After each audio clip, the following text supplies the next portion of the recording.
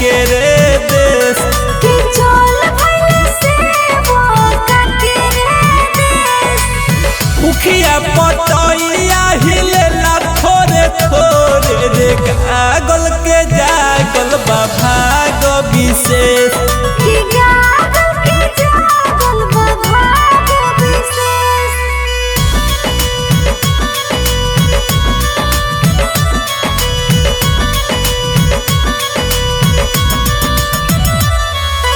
Music by Jaswant Kumar.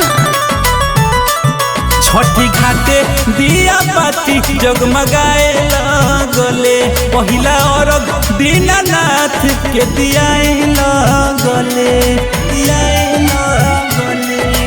हो भोरे भोरे कोयलिया चहचहाए लगले भोरे भोरे कोसी भरे लोग जाए लगले गह गह भइल बाटे नदिया के तीरावा गह गह भइल बाटे नदिया के तीरावा भराए लागल कोसिया रे विशेष भराए लागल कोसिया रे विशेष भराए लागल कोसिया रे विशेष।